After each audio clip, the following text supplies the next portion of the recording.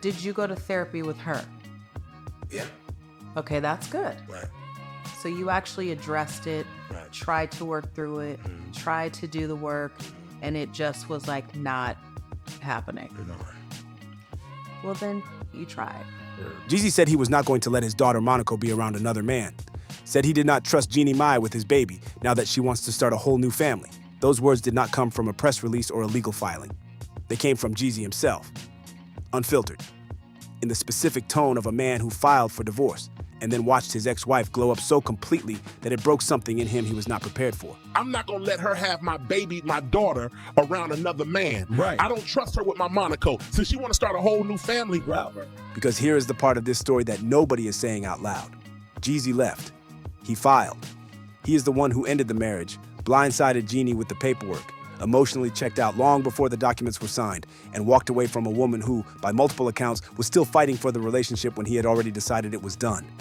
You know, I'm not gonna lie, it takes every day to just really sit and just be quiet in your thoughts, take care of me.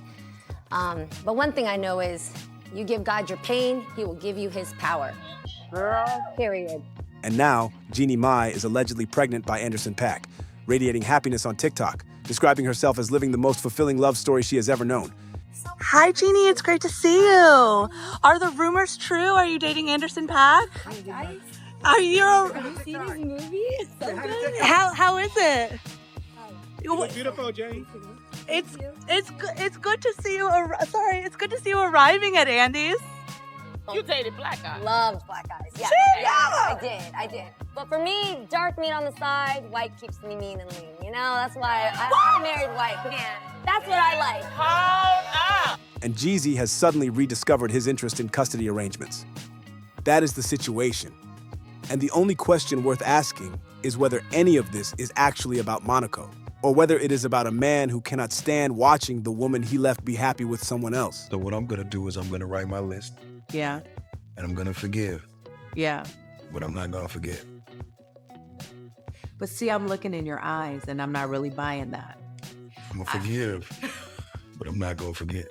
To understand how we got here, you have to go back to the divorce itself and the specific way it unfolded. There was no warning for Jeannie. No staged public separation, no period of visible distance that prepared her audience or prepared her for what was coming.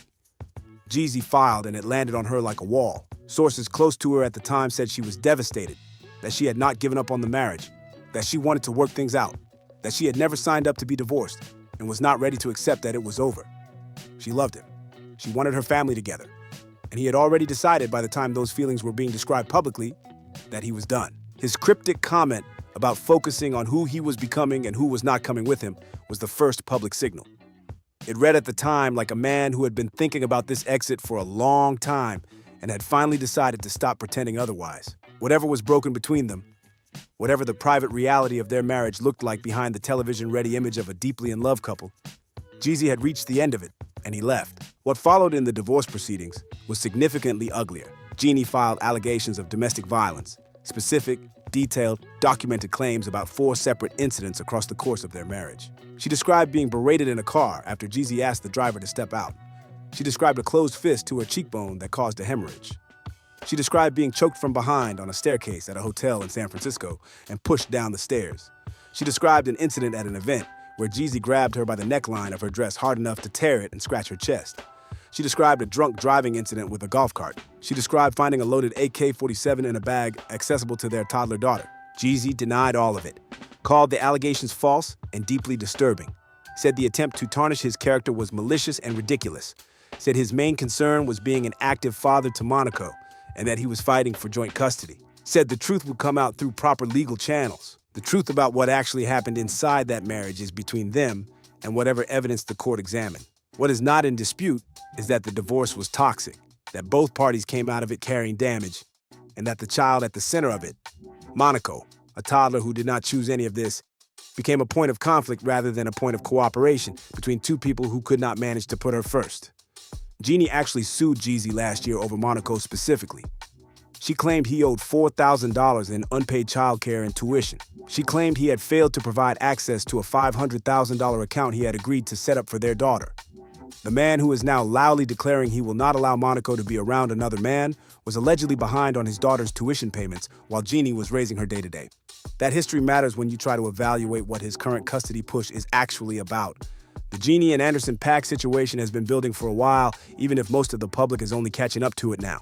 Anderson filed for divorce from his wife Jalen late last year, and the timing, combined with the way he and Jeannie have been moving, has the streets connecting dots that both of them have been careful not to publicly confirm.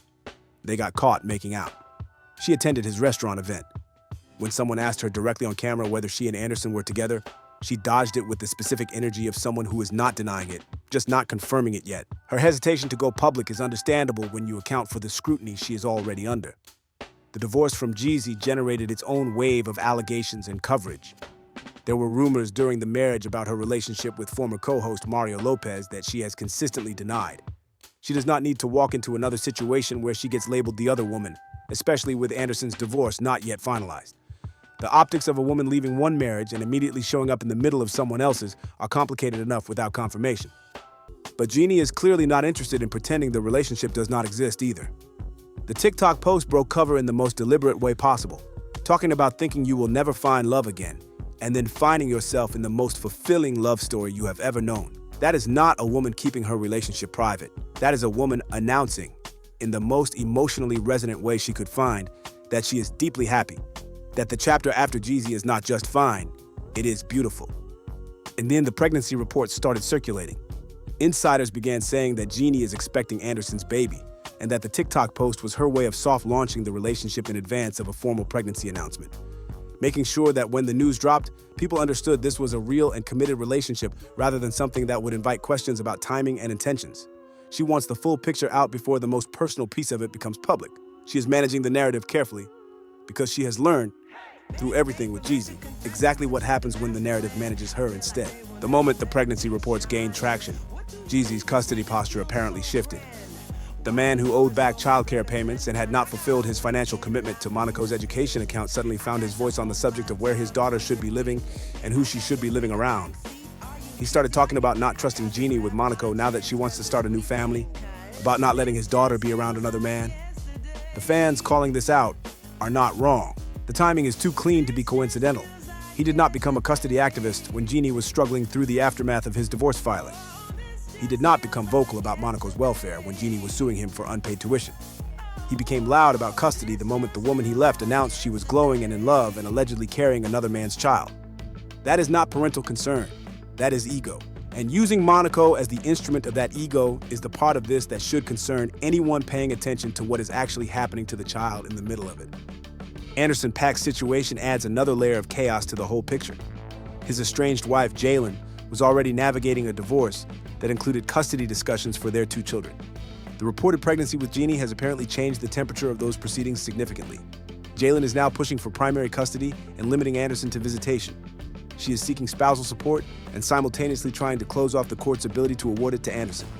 She is, by all accounts, making the process as difficult for him as the legal system allows, which is entirely predictable behavior from a woman who found out her husband left her and got another woman pregnant within what appears to be a very compressed timeline. So the full picture is 3 households now tangled around a series of decisions that the adults involved made without apparent consideration for what the consequences would look like when they landed. Jezy left Jeannie and is now trying to use custody as a weapon against her happiness. Anderson left Jalen and is now watching his divorce turn significantly more expensive and complicated because of his relationship with Jeannie. Jalen is fighting for everything she can get from a man who she apparently feels discarded her. And Jeannie is in the middle of all of it, trying to protect a new relationship and a possible new baby from the chaos that is radiating outward from every direction. Monaco is 2 years old.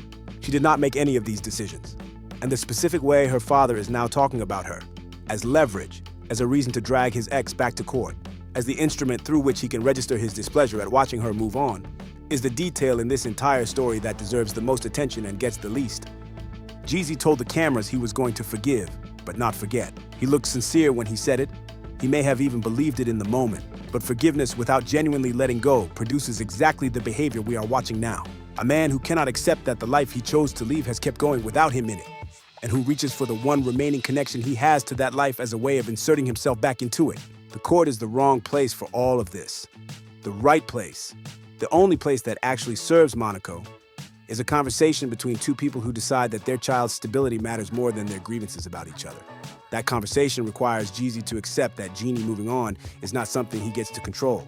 It requires Jeannie to navigate an extraordinarily complicated set of new circumstances with the kind of clear-headedness that is hard to maintain when you are allegedly newly pregnant and being dragged back into legal proceedings by an ex who filed on you and is now angry about the consequences. Neither of those things looks likely given where both parties currently are, which means Monaco is going to spend more of her childhood as a court case than either of her parents should be comfortable with. The domestic violence allegations that came out during the divorce proceedings are the layer of this story that tends to get swallowed by the celebrity gossip framing, but deserves to be held clearly in view when evaluating Jeezy's current behavior. Jeannie filed specific documented claims, 4 separate incidents with dates, locations, and physical descriptions of injuries: a hemorrhage, a staircase, a torn dress, a loaded rifle accessible to a toddler. Whether those allegations were fully proven in court or not, and courts make findings based on evidentiary standards that do not always capture everything that happened, they represent a pattern of claimed behavior that is directly relevant to any custody discussion involving Monaco. Jezy denied everything and framed the allegations as a smear campaign designed to damage his reputation and influence the custody outcome. That is a response that courts hear frequently in high-conflict divorces and weigh accordingly. What is harder to dismiss is the specificity of what Jeannie described, the details that do not read like manufactured accusations, but like a woman documenting a pattern of behavior that she had been living with and was finally putting on record because the legal process required it. If those allegations are accurate, the question of who Monaco should be with and under what conditions is not simply a matter of Jezy's ego over a new relationship. It is a question of safety. And the specific framing he is now using, that he does not trust Jeannie with Monaco because she wants to start a new family, inverts the actual concern in a way that is either oblivious or deliberate. The concern that the legal record raises is not about Jeannie's fitness as a mother. It is about documented claims against Jezy himself. That context does not disappear because the divorce is finalized. It does not disappear because Jeannie has moved on. And any court examining a new custody modification request is going to have to weigh it against the record that already exists, including the allegations Jeannie filed and whatever findings the original proceedings produced. Jezy's attorneys presumably understand this, which raises the question of whether this custody push is actually a serious legal strategy or whether it is being deployed primarily as a pressure tactic. A way of making Jeannie's life complicated enough that she is reminded his cooperation is not guaranteed and his goodwill needs to be maintained. In high-conflict celebrity divorces, custody threats are frequently used as leverage in exactly this way. Not as genuine attempts to change living arrangements, but as signals that the other party can make things difficult whenever they choose to. If that is what this is, Monaco is once again the instrument of adult grievance rather than the subject of adult protection. And that pattern, the child as leverage, the child as message, the child as the mechanism through which one parent communicates displeasure to the other, is one of the most documented and most damaging things that high-conflict divorces produce for the children caught inside them. Jezy said he was not going to forget. The receipts suggest he meant it. The question now is whether the thing he is refusing to forget is a genuine grievance or just the bruised ego of a man who made his choice and cannot stand that the woman he chose to leave made hers. The public's read on this situation has been notably unsympathetic to Jezy, and the comments across every platform where this story is being discussed reflect a consistent theme, that a man who leaves does not get to regulate where the woman he left takes her happiness next. That custody of a shared child is a responsibility that existed before Jeannie's new relationship and should not suddenly spike in urgency because that relationship became public and allegedly produced a pregnancy. What people are watching is a recognizable pattern. A man who had all the power in a situation, who filed, who left, who set the terms of the exit, discovering that power does not extend to controlling what happens after.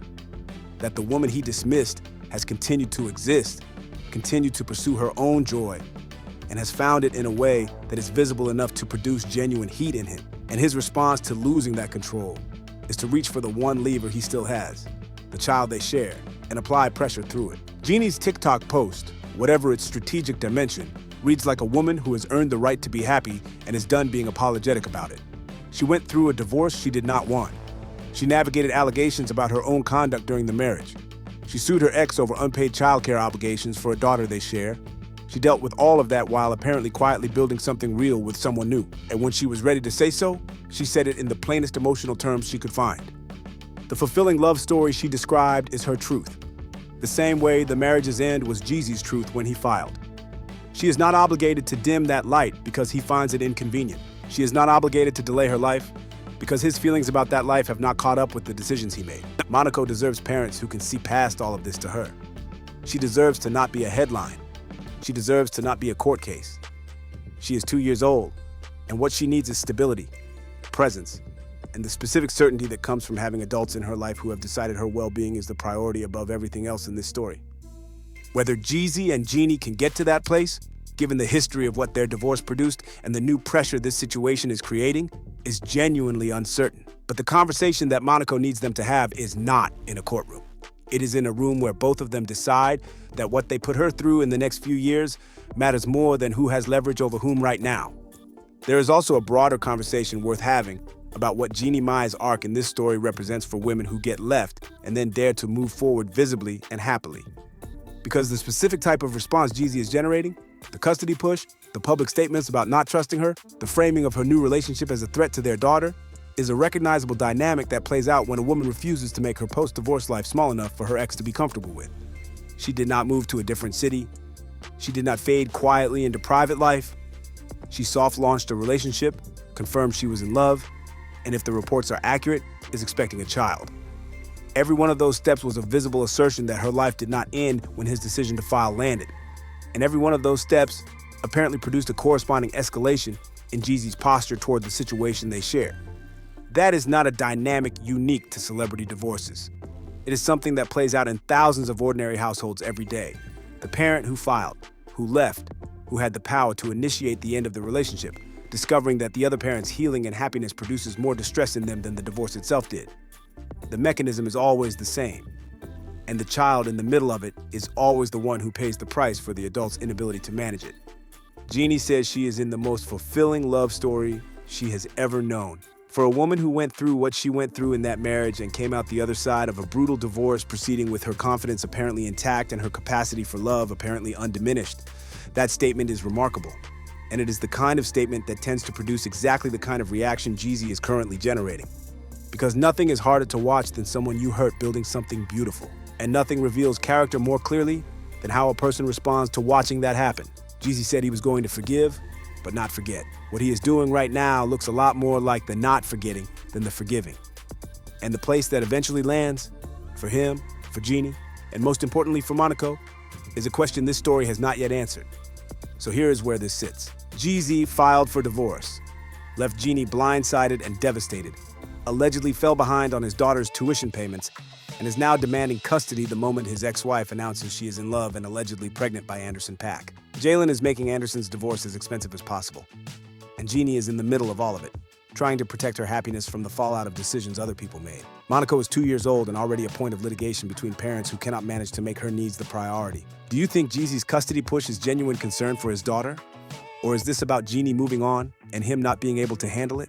And does Jeannie announcing this relationship publicly, knowing how Jezy would react, change how you read her decisions here? Drop everything in the comments because this situation is nowhere near settled. Hit that like and subscribe because this one has multiple court dates still ahead of it and we are going to be covering every development.